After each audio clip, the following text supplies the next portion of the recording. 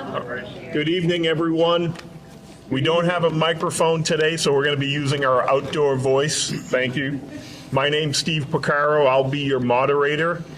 Today, we're going to be talking about our budget forum with our town manager, Peter Souza, and superintendent of schools, Terrell Hill. And I want to welcome you on behalf of the League of Women Voters and Windsor CT Votes. We're going to have a quick information. Each presenter will give a little overview of their budget, and then we'll open it up to questions. Very informal, but we do ask that everyone remain professional and respectful going forward. Again, we don't have a microphone, so if you're way in back, just speak up and we'll hear you. Without further ado, Peter, I'm going to turn it over to you. Take it away, please. Thank you, Steve. Good evening, folks. Thank you for coming out on this very beautiful spring evening. The intent for this evening is to provide, as Steve said, a high-level overview. I'm going to speak to the overall town budget and some of the dynamics this year that the town council faced in putting together a budget and putting forth a budget for the voters to consider on May 14th. And then I'll turn it over to Dr. Hill, and he'll talk a little bit about how the Board of Education budget looks for May 14th. So a little bit of a context for the budget process. As you all know, this is a revaluation year, and revaluation basically is looking at all the real estate values in town and putting them in a new, if you will, new equilibrium in terms of the marketplace. And that's required by the state of Connecticut every 5 years. And I'm going to use a term called the grand list. And the grand list has several different components. Our grand list basically is our tax base in town. And so there's the real estate component, there's motor vehicles, and then there's commercial or personal property. So our personal property on a homeowner's basis does not get taxed, but any business in town, their furnishings, equipment are taxed at the local level. And so I'll talk a little bit further about revaluation, but one of those other factors that we had to take into account, just like we do at our home budget, is inflation. So we've had upward pressure continued on a variety of different elements within our budget. You know, utilities, our health insurance, our property and liability insurances have all continued to increase. And on both sides of the town and the board education budget, efforts have been taken to mitigate those, but many of those are beyond our control. And so talking a little bit about revaluation, you all got notices back in late fall and early winter on the assessed value. And so on an overall basis, residential properties category went up 51%. I have to always pause when I say that, to 51% over a 5-year period.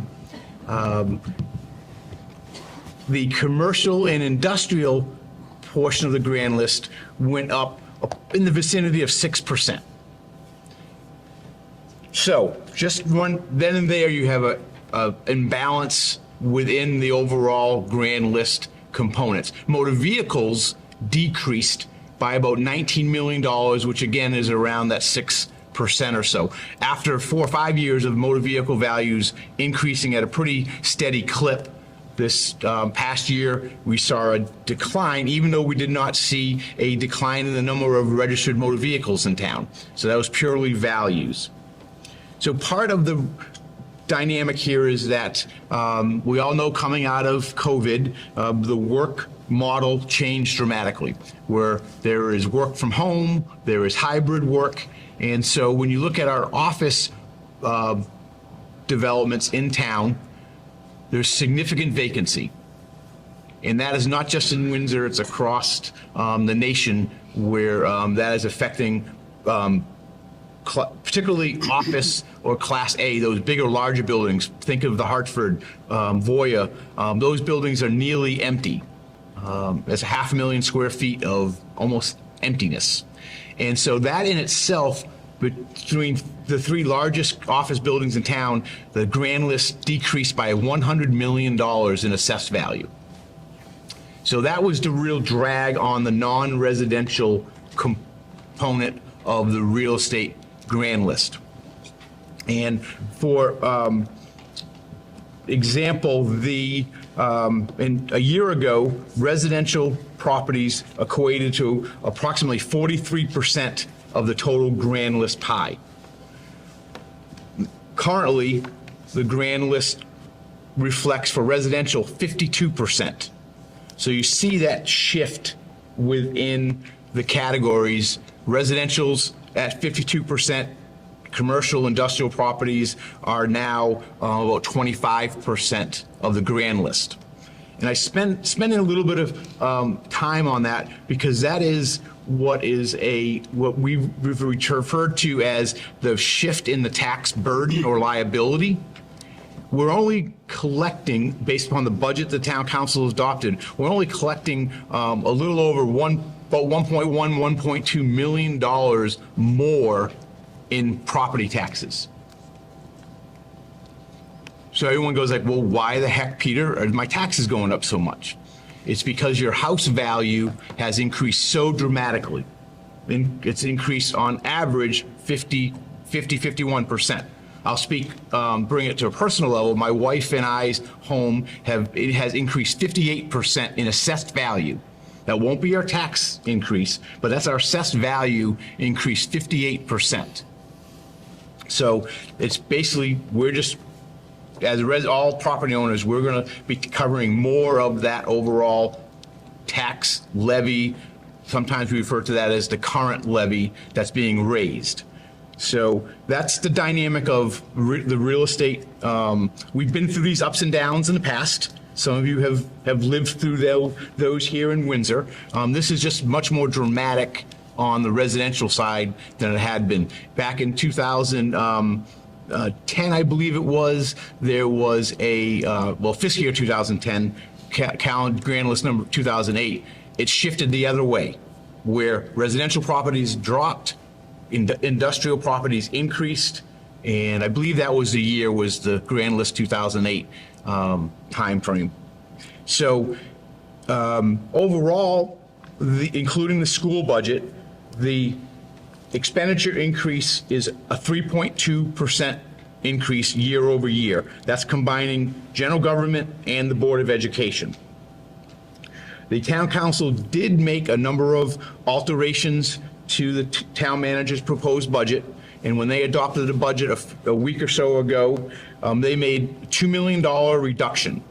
So $1 million from the Board of Education's budget. And I want to remind everyone that the town council does not do a line item review of the Board of Education budget, and that's by charter. And so all the town council can say is, here's a amount of dollars that are being appropriated for the Board of Education. And the Board of Education, as Dr. Hill will talk to, had to make adjustments to where those $1 million reductions would be. On the general government side, the town council also reduced the proposed expenditures by $1 million. And on the town side, those reductions, if you have the what we call our budget in brief, on that front page, it outlines where those reductions and adjustments were made in terms of the proposed budget. I won't go through all of those. I'll just highlight that there was only one part-time position that was reduced. There was no full-time positions that were reduced. Most of those reductions were either from capital expenditures. There was a cut in open space funding that would go towards open space preservation, and then there was the largest or one of the largest reductions related to the town's contribution to our future liabilities for retiree health insurance. And so that was a tough decision that the council had to make, but they wanted to make sure that as many frontline services, the level of service rather, to all the residents and businesses in the community were maintained to the degree possible. And so that's where they went to reduce that contribution to future retirement health insurance costs. So that is a high-level overview of the budget. Certainly, be happy to take questions after Dr. Hill has gone through on the Board of Education side. But I just wanted to also highlight that the expenditures are going up 3.2%. The town council has chosen to implement the revaluation in a 2-year phase-in. The town council had the opportunity to phase it in over 5 years, which all that's doing is taking that assessed value increase. So say it went up, let's see if I can do easy math at 7 o'clock on a Tuesday night or Wednesday night, whatever night it is. But if your house went up $100,000 in assessed value, then all they do is take that assessed value and divide it by 2. So you're going to get the 50% of that, or $50,000 assessed value increase in year number 1 for this fiscal year, and then the second increase would be a year from now.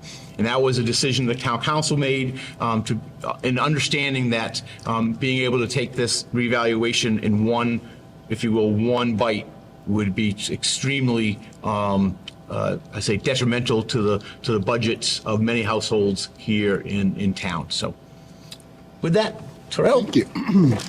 So good evening. I'm Dr. Terrell Hill, Superintendent of Schools. So I'm not going to read the entire sheet to you at all, but I will go over some key points. So initially, when I do a budget, because I see some different faces, whenever I do a budget, I work with Ms. Batchelder, who's back there, my Director of Business Services and HR. I start with making cuts and looking at dollars that are as far away from students as possible. So this is year 32 coming to a close in this field for me. So the business that we're in education is to educate students. So when you're cutting things in the classroom or anything that's close to the student, then I think we're doing the most damage to the student. So you always look, if you're going to do it the right way, to cut further away from students. So the budget that was presented to the school board in January by myself was 6.4%. One area that was looked at, I know a lot of folks looked at just about $1 million, a little over $1 million, was in ESSER funds. The ESSER funds, if you remember, were the funds that were provided by the federal government during the pandemic. They were initially given to municipalities for 2 years, or school districts for 2 years, and then they added another year. So this year, we're finishing up the 3rd year. So those funds will not exist starting July 1st. So some of the positions that we hired with those funds, we were able to, over the 3 years, to bring them over into our general budget. As people left, retired, resigned, whatever the case may be, we could move positions. Even still, compared to my colleagues across the state and many other districts, we did not hire, an exorbitant number of people because I knew there'd be a fiscal cliff with all these folks. If you're listening to the news, you're hearing about this in other districts, particularly the bigger districts. They have lots of bodies and they have to figure out what they're going to do. So in presenting that budget, we presented what we needed. If you look at the budget, the biggest piece of the budget in and of itself is actually our contractual obligations when it comes to salary. So as Peter said, we had to cut an additional $1 million per the instructions of our town council, and Ms. Batchelder and I went about doing that. And I want to share, because I understand this is, share with the public, that what I focused on were 2 things. First, I did not want to eliminate jobs, if at all possible, particularly anything close, again, to the students, to the instruction, to the classroom. And then secondly, I was not going to decimate what I believe is a program, and not just a program, but a philosophy of importance that we've been able to bring about during this COVID time, which is our SEL work, or our social emotional learning work. That is very important to me, and every leader has his or her signature thing, and that's my thing, and I was not eliminating that. So those are the 2 things that I said to Ms. Batchelder. I don't want people to lose their jobs as much as possible, and I want to be able to continue with fidelity our SEL, or social emotional learning work. And so that's what we did. And so we had to make some hard decisions, because there are things that, you wouldn't generally think, I'm just going to cut that. But we were given our instructions and we cut the $1 million. And that's how we got down to the 5.15% budget that you see presented before you. And as you can read in here, you see various other reductions. So there were reductions of staff members, with the budget prior to the town council's request to cut, but most of those we attributed to retirements and folks just leaving their positions. And I instructed Ms. Batchelder from the HR side of her hat to just not fill those positions. So that's how we were able to save money. That also means that there are positions within the district. So if you hear some grumbling in the town, you have friends, colleagues, whatever, I understand, because now I'm having people, without violating their contracts, take on additional roles or additional responsibilities. This morning I shared, for instance, we had our director of the Office of Family and Community Partnerships leave. She left us right at the holiday break, the winter break in December, and that was a 6-figure salary. And so instead of hiring someone to replace her, I gave 2 current employees raises based on just a percentage of just about a quarter, a little less than a quarter actually, of her salary, and gave them raises and had them take on her responsibilities. So I just split them up, and I think they've been doing a great job since January when they took these roles on. So those are the things that Ms. Batchelor and I, what I look to do is find the places where we can have people double up. We've had some recent retirements, even as we're going through this budget process, and I'm like, nope, we're not going to fill that position. We can have people, instead of a person that works in one building, I know people are going to be discomforted, but they're going to work in 2 buildings now. So you'll spend 2 days here, you might spend 3 days there, vice versa. So those are the kinds of things that we have been doing all along and will continue to do in order to be, respectful of the budget. And like Peter, but unlike Peter, I can't tell you exactly how much of an increase is in my household. It's not because I don't know money, but it's because I get tired of dealing with money all the time. So at home, I absolutely let my wife, she does all the bills, but I know that we will have a significant increase, as Peter shared, for his household. I do like to say to the public, it's not to be comical, there is no superintendent discount. There are just times I hear stories across town and I just really don't know where these stories originate. I don't get a discount. I don't have an unlimited supply of money in my house. Okay, so we pay bills just like you. I live here just like you. I'm responsible just like you.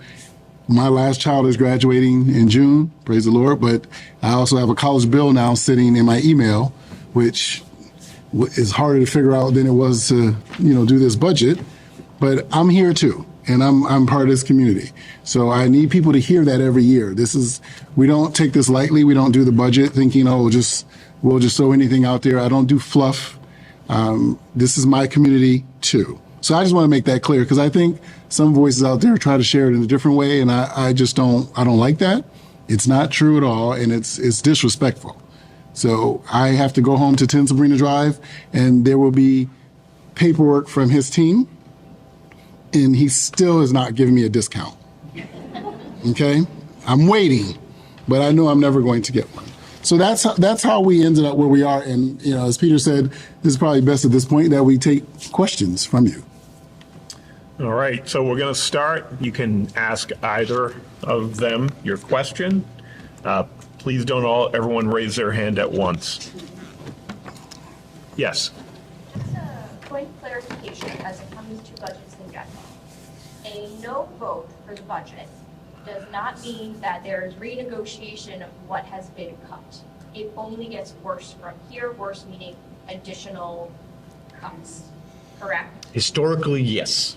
Okay, I want that clarification because I've talked to some people who think, I don't like the cuts, so I'm gonna vote no. But that in turn actually is the opposite effect. So I just wanted to make sure that was clear.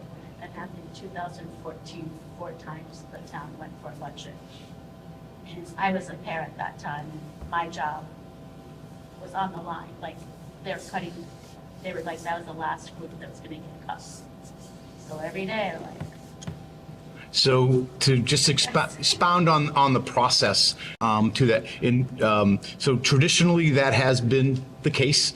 The town council will, if the budget happens to fail, the town council reconvenes. They look at the budget, they make adjustments on the expenditure level, by and large. On a rare occasion, if the state budget has been adopted at that point and there's additional state aid that's coming onto to localities, they would adjust the revenue side. We do not anticipate that happening this year based upon the information we've heard from the General Assembly. We do not expect any additional adjustments upward. And so the town council would review the potential areas to reduce the budget. That would include the Board of Education as well as general government. And then once those decisions are made, we put back to the voters. And as was mentioned, some years it has gone into vacation time. Thank you. Other questions? Yes. How much does it cost to run a referendum on average, would you say? How much is coming out of the town if we have to do this all the time? It's approximately $19,000 if all 7 polling locations are open. It's about $19 million in referendum. That's 19 million? Just changed 19 million.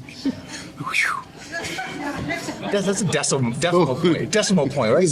Okay. Inflation. Excuse me, 19,000. And traditionally the referendum is all 7 polling locations. Oh, Yeah. thank you. I think we've been doing great with our outside voice. Oh, we heard 19 million, right? You give it to him? Yeah, I don't know. We need it. Yeah. We got 20 feet away. If you right. can't hear us, we're in the wrong business. Questions? Okay, we'll repeat. All right, We'll repeat the questions. When Thanks. when you share your question, just please stand up and project. Or I can throw this to you. It's your choice. All right. Agnes, how you doing? When did you sneak in? No, it's okay. No? No. No. All right. He said nope. All right. Question? Other questions? Yes. Just stand. Just, I'm sorry, I think these are important. all right. Stand up, please. Stand up, please. Did they get, you want to give it a mic? Hypothetically, Oh, hypothetical. this budget doesn't pass, and some of the. Excuse me. Sure, go ahead. Take it. You got to turn it on. Go ahead. Got the mic. So you got to turn it on. You got to turn it on. It's not on.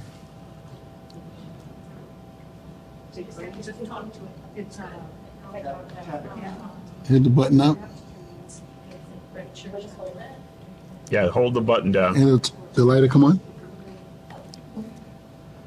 Can you hear me? Ooh, yeah, sure we can. So sorry. So hypothetically, if this budget doesn't pass and we go back to do some additional cuts, do you have any feel if we have to cut another 1.5 million from our budget? Do you have any, just based on the median figure that you have in the book, like a $253,000 house assessment, where right now the town budget's like $83 on the year for the increase, which is 1.5. How much money is that actually saving people if we have to cut another 1.5 million from the budget? That is an excellent question.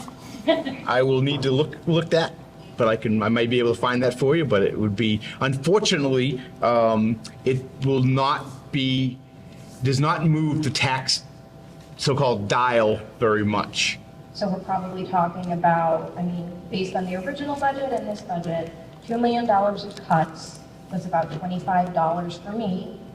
So $25 on the year, and we would lose how many Board of Ed positions do you think if we had to cut $1.5 million? From the Board of Ed. If we had to cut another 1.5, which is what the additional that the town council was asking was for a 2.5% decrease or $2.5 million increase. So if they go back and say you have to cut another $1.5 million, how does that impact our schools from a staff perspective? So I can say at this point, unequivocally, any more cuts at this point, I was savvy with $1 million, but 1.5 is all bodies, so it would be all staff. So I would think, Ms. Batchelder, please correct me, because we can't guarantee everyone in the same salary line. So I would think somewhere between 15 to 20 staff members. Yeah, which would be equivalent to one elementary school staff, like teacher setup. And that would didn't really move the needle that much. Say one more. Oh, you said. Yeah. From a tax It- perspective. It would reduce the budgetary tax impact. And in the example that you see here in the budget in brief, the budgetary, so-called budgetary tax impact, which is related to the expenditure level, is of that 13.4% in this example that we have, hypothetical example we have here, is less than 2 percentage points. And so you'd basically be reducing that. You would not be going significantly into reducing the impact of revaluation. While I'm up here, can I ask my last question? Okay, Is there anything that can be done that could chip into that reevaluation increase?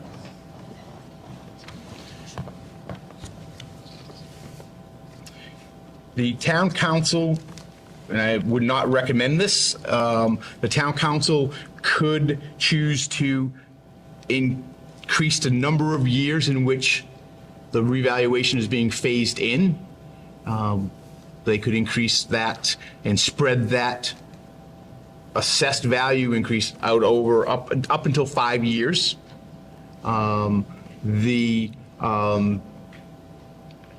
You really can't impact revaluation to a large degree. The town council already has made the policy decision to use $3 million of our reserve fund. And so that is a short-term, I'll say, fix. So if they were to increase that $3 million anymore, they would be creating a larger deficit to begin FY26 with. And so I will have used this kind of analogy, if you will, in the past, is that my wife makes unbelievable chocolate chip cookies. And so if I have the cookie jar full of chocolate chip cookies, and each night I come home and take cookies out, there's that many less for me the next night or after, and eventually I'm going to get to the point where she's going to say, I'm not making you cookies anymore because there's nothing left to do. And so it's the same thing, reserves. You can't continue to build those reserves up. We will over time, but if you go too far deep down, then your only choice of the town council has the following year is to raise taxes or reduce services.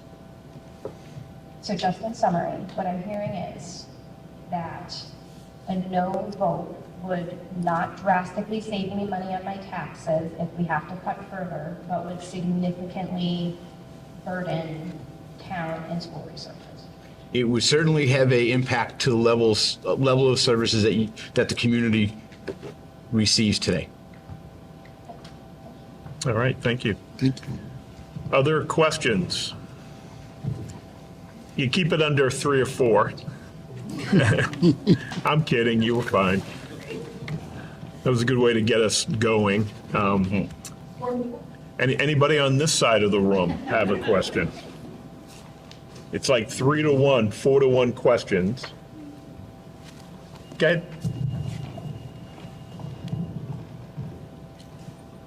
I'm not sure this will make a lot of difference, but Peter, I know that the last couple of years you have talked about anticipating reevaluation, and so you tried to do things earlier or at a different time, trying to mitigate what you saw was going to come. Is that something you could brief us on? I will. So a year ago, the town council in the current budget, FY24 budget, had put approximately, do it off the top of my head, approximately $650,000 into so-called one-time capital projects in anticipation that last year was a relatively good year in terms of our grand list growth. And so council added $650,000 into the budget, which was not needed this year. And so that took some of the, if you will, on the expenditure side, it provided capacity. Some other reductions that were made this year there were choices the town staff and town council had to make, was that we had the town council had appropriated approximately $300,000 for our housing rehabilitation program, which is geared to low and moderate income households in town. And so, we were able to use those dollars this year to assist our residents in doing life safety and code-related improvements to their homes. And so that has been reduced out of the budget. Ideally, that would have been able to continue on because we have an older housing stock in town that continues to deteriorate. And so that's roughly $1 million that the town council had built into the FY24 budget, with the potential of reducing it here, and which they have done. They've taken away, I should say, that was part of my town manager's budget proposal. And so in addition to that $1 million, they made an additional $1 million reduction.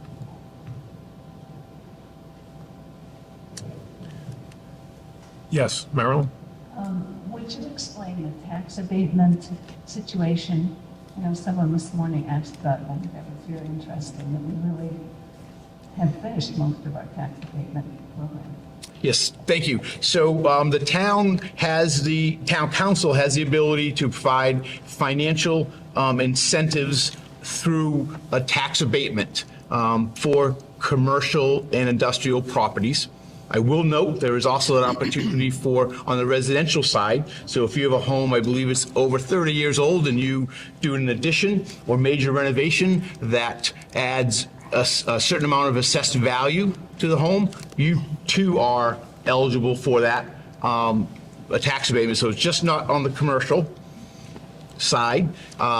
So the only active tax abatement, you may also hear it referred to as fixed assessment agreement. Tax abatement is with the Amazon facility on Kennedy Road. And so that abatement has one more year on it. I believe it was a 3-year term. And so that will fully expire in at the end of fiscal year 25. I will note that they are paying taxes. It's not a 100% abatement.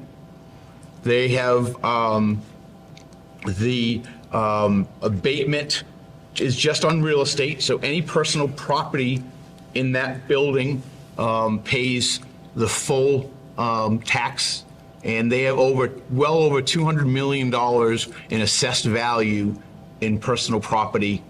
And Amazon now, between 3 facilities that they operate in town, they are the #1 taxpayer, even with the abatement that's on for Kennedy Road. They are approximately, in round numbers, about 7% of our overall grand list. Right. Other questions? Yes. Okay,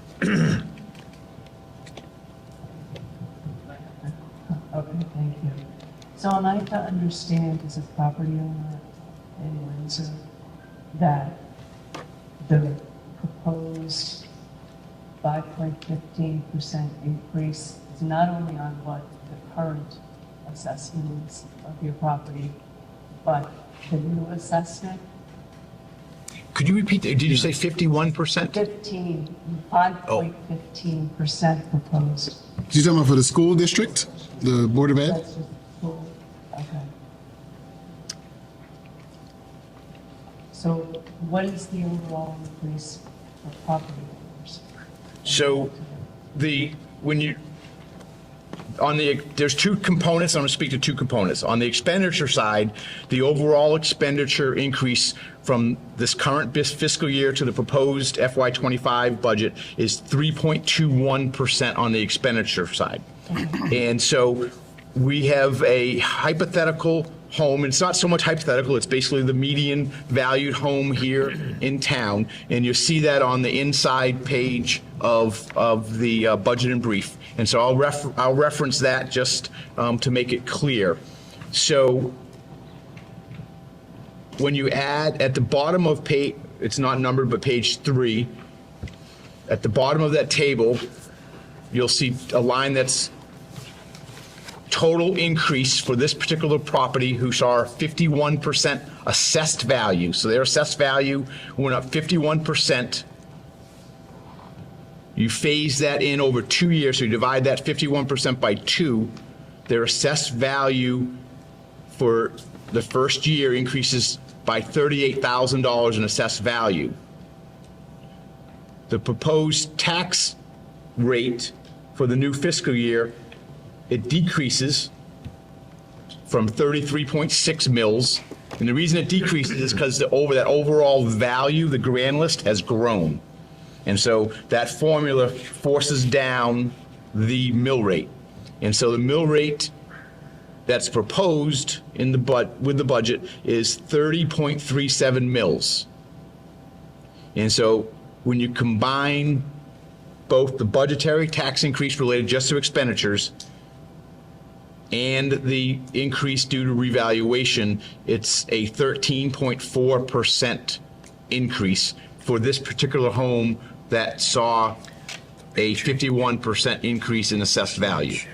And I need probably like 14 qualifiers to this, but the biggest qualifier is that each of our homes have increased at different rates because of the style of the home, the square footage, if you've made improvements over the last 5 years, and perhaps a similar home in the neighborhood didn't make those improvements.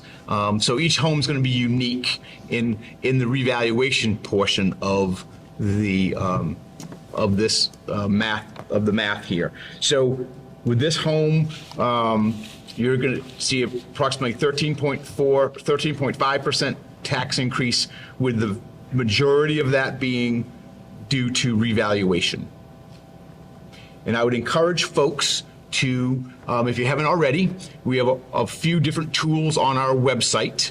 One of those is we refer to our tax calculator or our lookup. And so you can go right in there and you can put in 10 Sabrina Drive, you can put in 33 Bradford Drive, and you can see exactly what those taxes will be for your own home. And we break it out similarly for budgetary impact and for the revaluation impact. So you represent that in 2 different Yes, columns? yep, 2 different columns in it.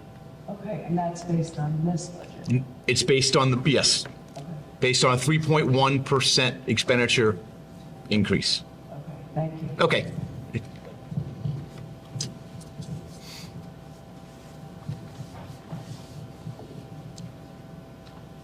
I probably opened a whole can of worms with that explanation, but we'll.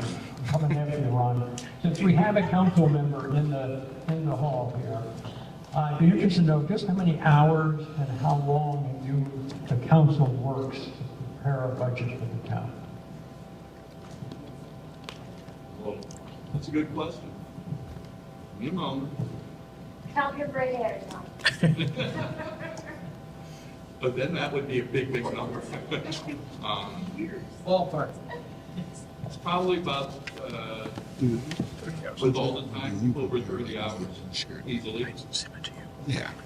30 hours over the course of the month of April. We have almost two meetings a week at 2 hours a week, plus multiple hours of talking between ourselves and both sides. So. I don't know if we have provisions for you to ask an audience member, but It's a fair question, and the reality is that the majority of the counselors do spend somewhere around 30 to 40 hours during the month of April, and compensation for bargaining with the town manager and others relative to the budget. It's not an easy process. other questions? All right, shoot. Keep going. So, Dr. Hill, the given is that you do as much as possible to keep from negatively affecting the kids. But when you're talking about asking staff, and I don't know exactly what staff, at what level, to do more than they have been, are programs being affected by those combinations? Are classrooms being affected by those? I know you're doing your best, but I'm just concerned what the impact is. So, so that the changes that I'm talking about in the consolidating of roles would not be in the classroom. Again, remember I said I start as far away from the classroom as possible, and I try to stay as far away from the classroom as possible. Also, keep in mind that we have 6 bargaining units, so teachers have a contract, and it's very clear on what they do. Each role, my paras, custodian, maintenance, everyone in the bargaining unit has a very clear role as to what they can do. So when I use the example of, let's say, a social worker, I'm not violating a contract to have a social worker work at multiple sites.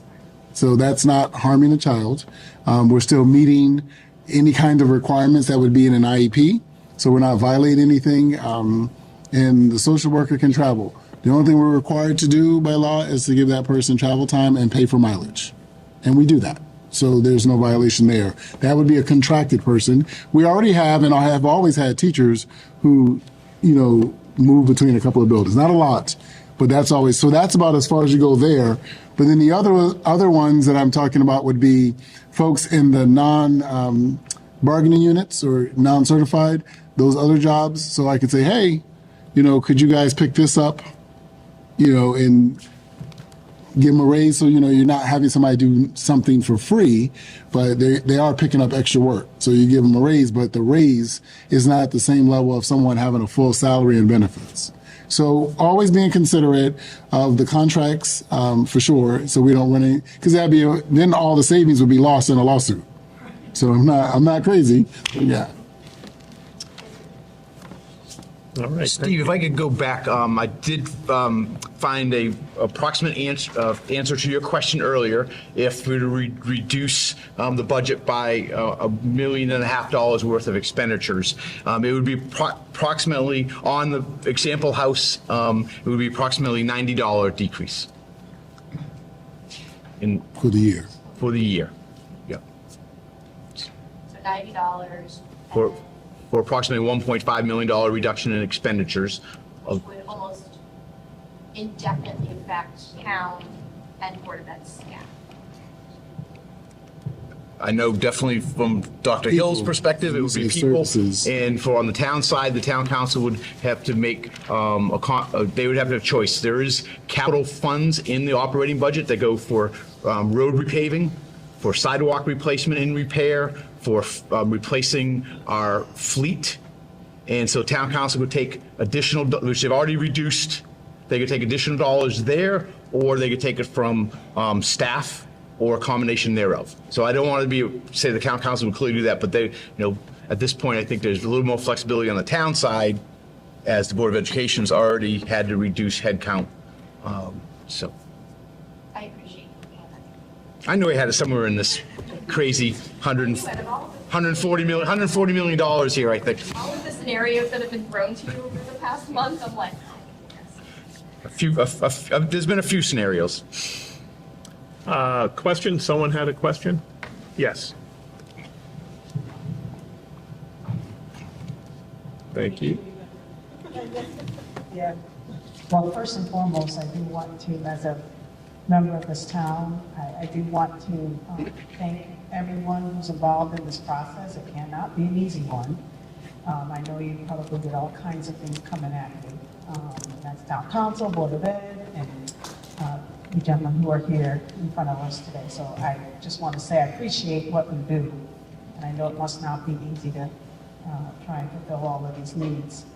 One of the things that came out earlier, and this has happened over, all the years that I've, kind of really understood this process, is that when people aren't happy with the increases that are going to happen for themselves, I'm hoping that at some point people realize that the more we keep cutting and cutting, that it's going to affect everyone, because if our children are not being serviced the way that they need to, and that costs money, and our town's not being taken care of the way that it needs to, it's going to impact everybody. So, I'd like to look at it more globally than just myself, and I'm hoping more people will think of it that way. But I also wanted to ask this question as it relates to that, is when someone is not happy with what's being proposed because they think that it's not enough or that we might lose teachers or what have you, and so they vote no because of really more positive reasons of needing more, what has been done in the past to try and really, what's been done to really try to get people to understand that if they're taking that perspective and they're voting no, that it really means more cuts opposed to we're going to put more in because you don't like the fact that there's not enough going forward and that we're not going to have enough resource for our kids or what have you. So that's one question that I have is, how is that message being shared in terms of if you vote no, this is what's going to happen opposed to, I have a chance to see that maybe you'll do more of what I want opposed to less of what I want. So that's one question. And then I'm taking all my questions at once. And then the other question I have is more about a lot of the industry that's growing in town that I'm seeing, buildings popping up everywhere down Day Hill.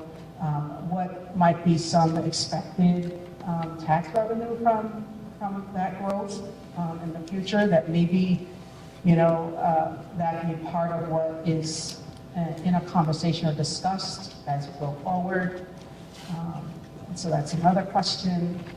And then as it relates on the Board of Ed side, just curious about the feedback you may get or ask for, not just of teachers, but others within on the Board of Ed side that could give feedback about what they think is important, resources and services that should remain with students or that's lacking. That you might be able to take into consideration when you're looking at budgetary situations. All right, thank you. You want me to answer mine first? So if I just want to make sure I heard your question correctly about the resources. So you're saying, do I ask staff questions about budgetary things? Yeah, when you're looking at, okay, this is the time for me to, when you're looking at, this is time for me to look at the overall budget, if I have to make cuts or make some adjustments, is there an opportunity for the entire staff, not just, one level, like teachers or what have you, that you get feedback about what the needs are? Because if we're talking about whatever is best, that gets closest to the students, there are more than just teachers that are close to the students. So what kind of feedback process do you have where you have a good sense of what some of those needs are? The feedback process is actually, it's your principals. So that's what their job is, right? They're in the buildings. I'm not a building person. I'm a much more hands-on superintendent, but that's really not the role of superintendent, to be in a building feeling everything at that level, but I do. So your principals are told approximately August to start looking at what their buildings need, because in October, Ms. Batchelder and I are going to start formulating budget ideas. Like, I'm already formulating budget ideas now from this situation that we're in. I don't know where we're going to go on the 14th, but I have to be prepared either way. So they're told to find out, what are the needs of your building? And I never just say teachers, like I just say your building. So you find out what are the needs of your building. And they come, because some stuff they ask for and I go no. And then there are other things like, okay, we can do that. And I'll share with the community one of the things that I've been trying to teach the administrators, because again, if folks don't know, most administrators were teachers before. So they didn't go to school for business. They didn't learn much about business. They know how to teach. And then they're in a leadership role, and you get the one finance course in the leadership programs, because I teach in those programs. So I've been trying to teach them, and Ms. Batchelder has been doing it longer in the 10 years we've been together, to understand budgets even better. So instead of just asking for things because that's what we had last year, and this person likes it and it makes them feel good, thinking about what's been the benefit of that thing. And I'm not talking about test scores per se, but what's been the actual benefit of that thing that you're doing, whether it's a software or a program, and making a decision, a better fiscal decision. Also, when you ask for that, let's use $500 last year, Do you know for the last 5 years that same teacher that you've listened to asking for the $500, we've never spent more than $450 of it? So then should we keep doing that? So those are the kinds of questions that we've been asking them, at least in my last 4 years, and how to handle the money better. So they are supposed to be, I don't ever try to guarantee what someone else is doing, but they're supposed to be talking to their entire staff. And Peter's going to answer your questions, but I just want to chime in and give him just a little bit of stuff to add to his answer when it comes to the community, because I can't tell the community, obviously, anything about the voting. I had a superintendent's meeting today. We were talking about that. Legally, we can't talk because it's an unfair platform for us, and people tend to listen sometime what we say. But I think when you talk about folks knowing what their no vote, that's where these forums are incredible, because people get out. Unfortunately, we know we don't get a lot of people who participate in municipal functioning. They just tend to hear sound bites. So then I just tell folks, my staff and others, I need you to talk to your neighbors and explain it to them. When I talk to people, I talk to them as an individual, and I can speak legally. I don't tell them what to vote, but I go, hey, this is what this means, this is what that means. So we have to do the same thing we do like with national elections. We got to get out and tell folks it's not just a sign that's going to hit a lawn, yes or no. You need to know exactly what it is that you're voting for. I appreciate the questions that were asked, right? Was it 5 or 6? 3 questions. But I appreciate that, because I don't think we've actually had anybody ask us, like, what's an impact of a cut in terms of a dollar amount, right? But that's something that people should know. They should really understand how that works versus, we all think like, man, that bill is bigger. Nobody likes bigger bills. I know that, but understand what's the real impact and what is it you could potentially lose if you vote this way. Voting no, I can tell you this, doesn't ever come back with more money. So let's just, like, somebody can tell you something different, tell them Dr. Hill said you ain't telling the truth. Voting no means we're going to cut more. That's what it means. And cuts are losses. Everybody repeat after me. Cuts are losses. They're not anything else. There's no other funny word for them. A cut is a cut. You cut out a piece of cake, you don't have a whole cake anymore. Just to go with the baking goods theme. Thank you. Thank you. Making me hungry. I want some of those cookies. I'll add to Dr. Hill's piece. These forms historically have been a way in which we've been able to get hopefully the community to understand what a reduction may mean in terms of level of service. We have our great community partners here, Win TV, so it's broadcast pretty regularly between the 3 that we're having that are on the broadcast over the next 4 to 5 days all the time. The town council, I believe, over the years have made it pretty clear in their public meetings, and then when they communicate individually to folks, is that what the process is, and what, as I explained earlier, what a no vote in the voter from a referendum perspective will require the council to make adjustments, and they're usually downward.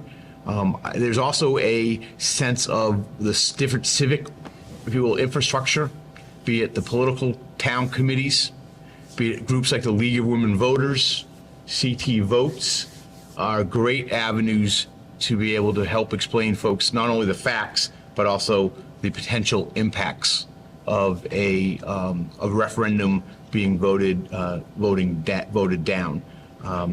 In terms of your question related to growth, I'm going to put it in a little bit of a context. There is growth opportunities for our community.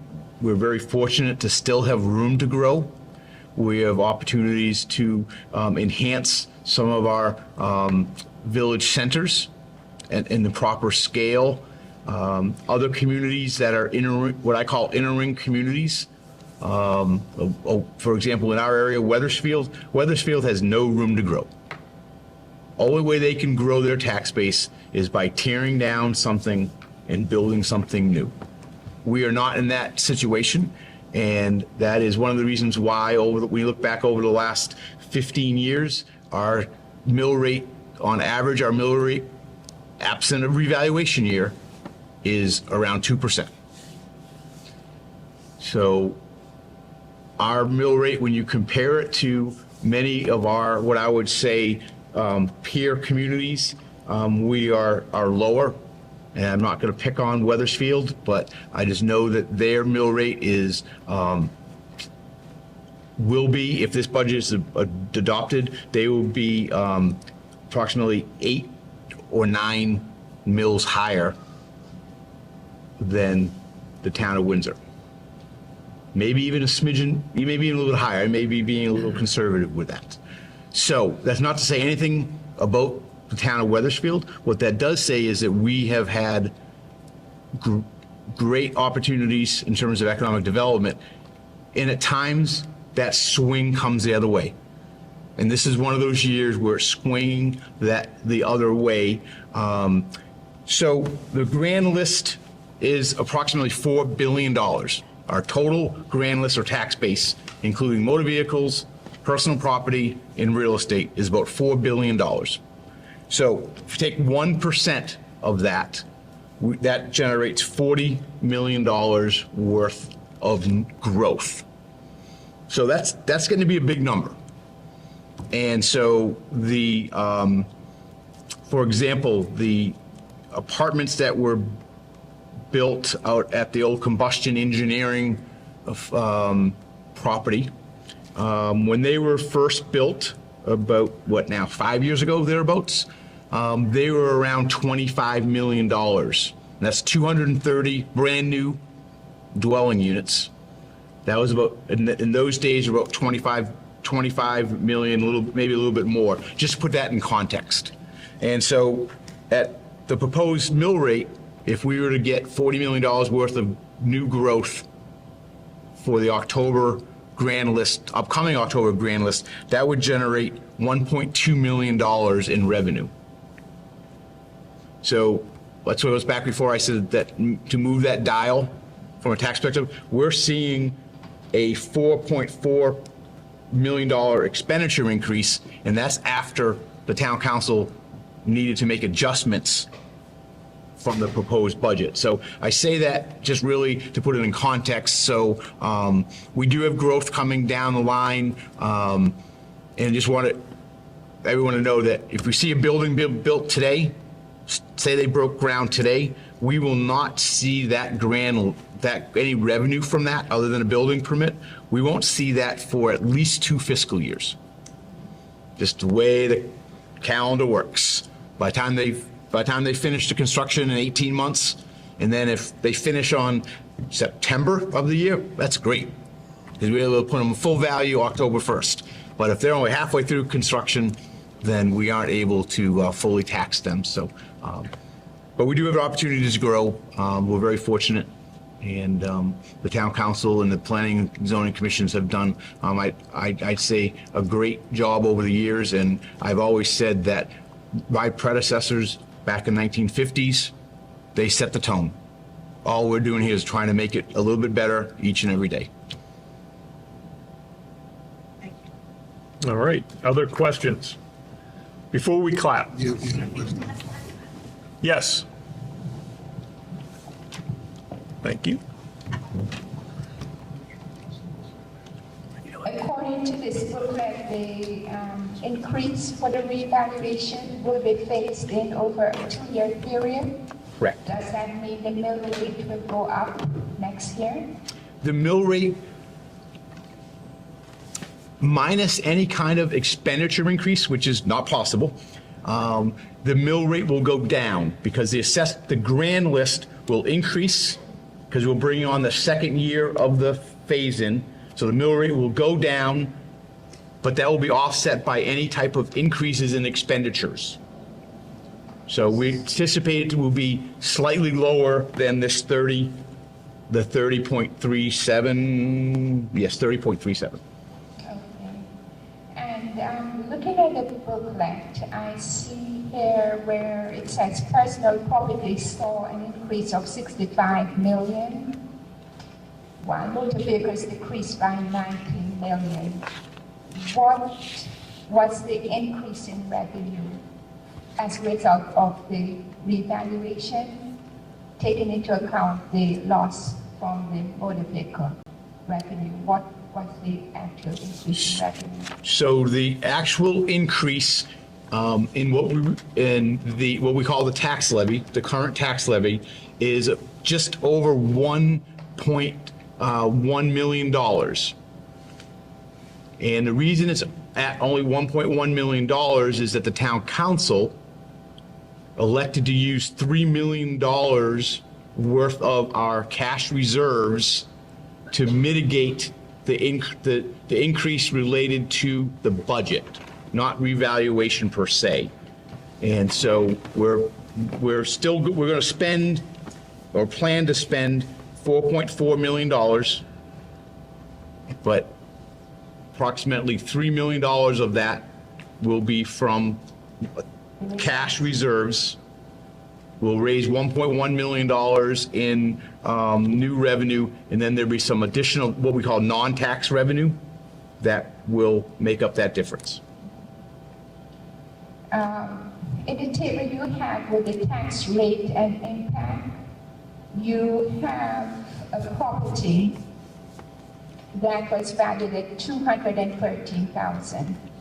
Is that the average value of a house in Windsor? That is essentially the median, not the average, but the median. Okay. And so that was 213 as of 10/1/2022. That saw a 51% increase. So now that fair market value as of October 23 is approximately $320,000. Okay, thank you. Thank you for those questions. Yes. All right. Getting close to that time of the evening. So if you have any questions, this is a good time to ask. Tomorrow's a school day. Or just All right, go ahead. All right, go ahead. So I just have a question just out of pure curiosity. We do have revenue listed from the Board of Education. So I know that we have amazing folks in our office that are dedicated to really finding grant money to help us. Where does that revenue go? Does that go back into the town? The revenue of, For like the educational cost sharing? but yeah, if there's anything left over, that goes to the town. Just wanted to let you know that. Those I promise I'm not part of the Board of Ed either, but I'm not a plan there. Just She is not. No. Take hits too. Anyone else? Going once, going twice, 3 times. All right. Thank you, everyone. Thank you. Thank you very much for coming out. All right, as a reminder, voting May 14th. Tomorrow, what time is don't we have another one of these tomorrow? 6:30? 30, Windsor Community. 300, right? Or 330? Community Center. Thank you, everyone. Have a good day. Woo. Okay. The more you talk,